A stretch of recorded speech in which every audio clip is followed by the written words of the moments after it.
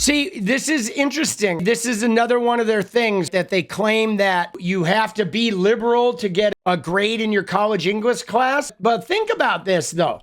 Let's analyze this for a minute. Because if she is in fact a MAGA, but she would go and fake being a liberal in order to get a good grade instead of what? Instead of just being your MAGA self and getting the grade you get that like, oh, all MAGA people are failing out of college? I don't think so. And they're certainly not faking being liberal. You know what I mean? There's no MAGA people faking being literal. They never shut up about this shit. Ever since Donald Trump is around, they're literally, they're walking Nazi flags through Columbus, Ohio. But this idea, though, this concept of them, I think this illustrates why they attack trans people. And you're like, oh, what do you mean by that? How is this the same thing? Because their primary attack on trans people are that if trans people have rights, people are going to go in there and they're going to fake being trans to get some type of advantage, and it's going to be harmful. But the irony is they all walk around saying they will fake being liberal or being whatever to get the grade in their English class. So they're literally the people that will fake being something in order to gain an advantage, which is why they think everybody else is like that. That's why they're like, oh my God, because they're literally the kind of people that if trans people have rights, MAGA people would be the people who would not really be trans, but would somehow pretend to be trans if they thought it was going to give them some sort of an advantage. But it's funny how they just can tell on themselves because they're scammers. They are swindlers. They are people that will use their privilege at every moment to take advantage, to get ahead without concern for their fellow men. This is why they're not compassionate. It's why give us you're tired, you're hungry, you're poor. They're like, no, f you, deport and punish the tired, the hungry, and the poor. They want the privilege to have all the benefits. No. You're mad, I'm back. What are we doing, America? Oh my God, bro. Because if you look at the MAGA stuff, most of their shit is designed to harm us. That flicked the switch in me where I was like, okay, you watch this. The day they went from Democrat to Republican. See, I don't think you go from Democrat to Republican. I don't. I honestly don't. I think if you go to Republican, you were always a Republican. And there's a good chance you were only Democrat because it was like cool. The thing about it that's really hard is it's not even about fiscal policy, especially with MAGA.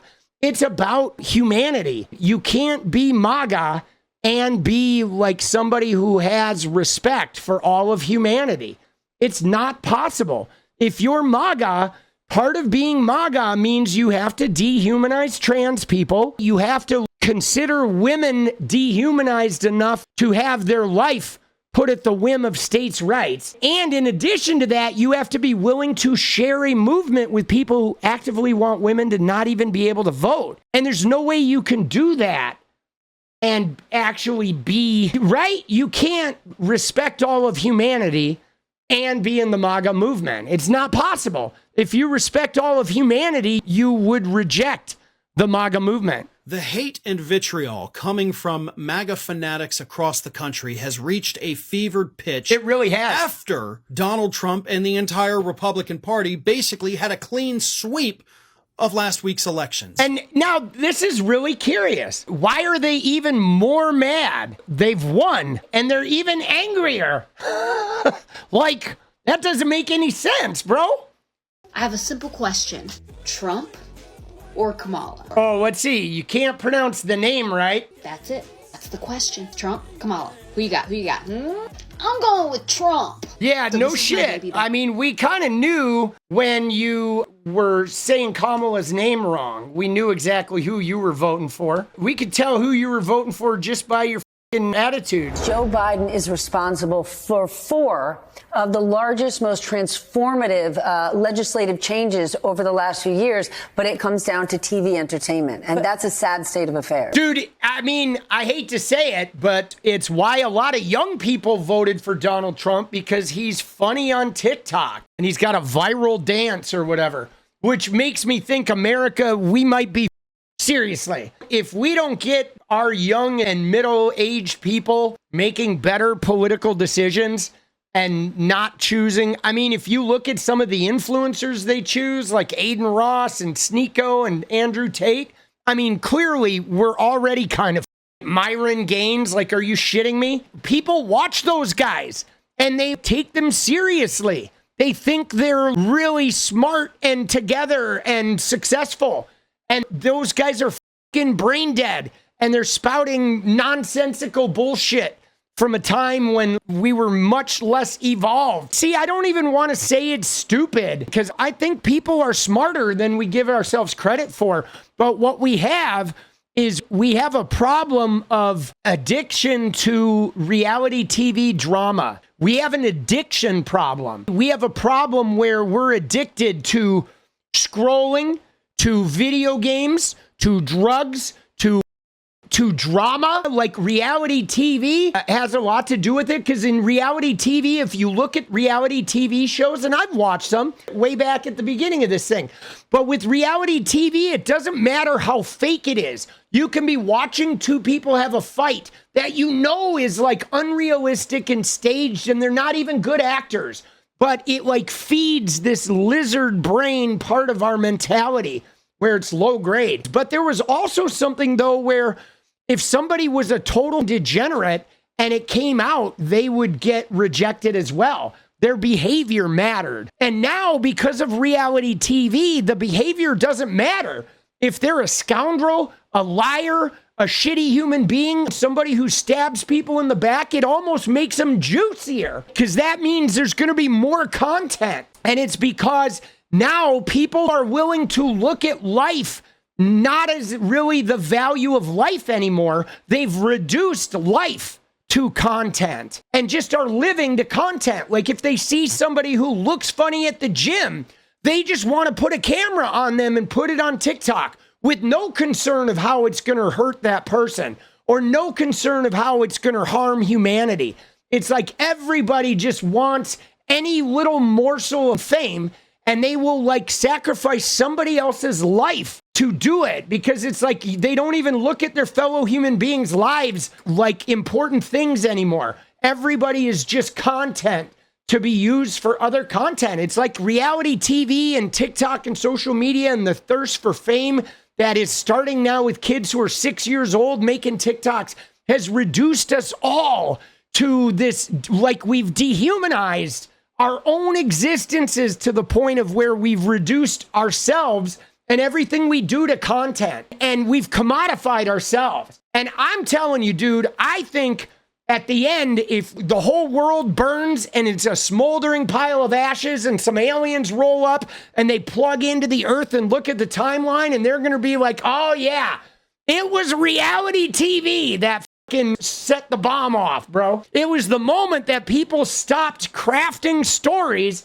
and they just started turning every moment of their existence into content and a desire for fame. If you were to look at it religiously, I don't think Donald Trump is the devil. If you were to look at it in the context of a religion, the devil is fame, bro.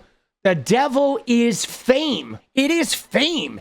It pollutes. People kill for it. They steal for it. They fuck everybody over for it. When they get it, they wield it. They use it to get sex and money and more power. And no matter how much power they get with that fame, they can never have enough. If we were looking at the world and there was a God and a devil, telling you the devil would be fame, bro, and the power that comes with it. It's just so intoxicating that everybody is willing to, tattoo Trump's name on their forehead, or they'll fucking eat shit off a napkin to get fame. They'll lick a toilet seat. They'll fucking do anything, bro. It is raunchy. It's like one of the most destructive forces out there, bro. It just turns people into compassionless animals. I'm telling you, it's why so many people get fame and they off themselves, man. It's up. This just in, Christian nationals are now getting Trump's name. Dude, this is wild. See, for me, I have a rule of thumb. I don't want to ever vote for somebody that, like, if people were out there getting Biden's name tattooed on his forehead, I would not have wanted to vote for Joe Biden. Anybody who encourages this kind of behavior, like, this is why I didn't like Bernie, because the Bernie or bust people, remember the Bernie bros? The demagoguery just doesn't work for me. Oh, shit, dude. Donald Trump, baby. America needs saving. Dude, oh my God. I just can't fucking take this seriously.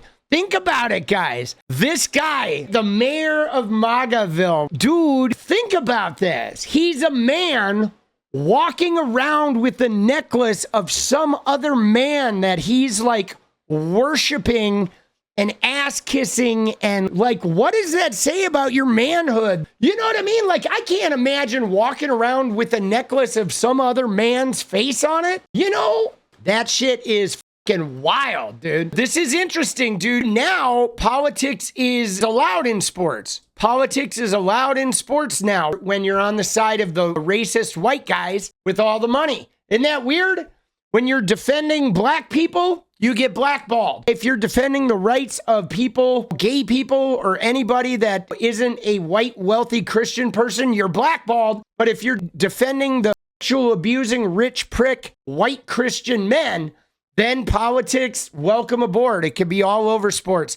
Everybody thinks it's cool. And they're like also using this whole idea of like macho men and liberalism and like, dude, we know why macho men require men to be a certain way, because they're super insecure and they got 2-inch fucking peckers, bro. Men with 2-inch dicks think that they need to control all the other men. Men that don't have a 2-inch dick aren't concerned about how other men behave. Kamala is at a dance party with Beyonce. But again, like all of this shit, I feel like all of this stuff is because it's cool now. They would hide a zombie bite. They would. Dude, that is absolutely it. They would hide the zombie bite. They would pretend like, no, I didn't really get bitten. Not committing to an ethics agreement. Nobody fucking cares about that. It's not going to matter. The people that voted for Donald Trump know that Donald Trump's a rapist and a sexual abuser, and he's a criminal. And they voted for him anyway. They don't give a shit that he doesn't subscribe to an ethics thing. They know Trump has no ethics. That's why they like him, because they don't have a lot of ethics. They're willing to align with a rapist and an abusive person because they feel like it's going to deliver them some sort of power, advantage, and or money. So they don't have any ethics. So nobody cares about that shit.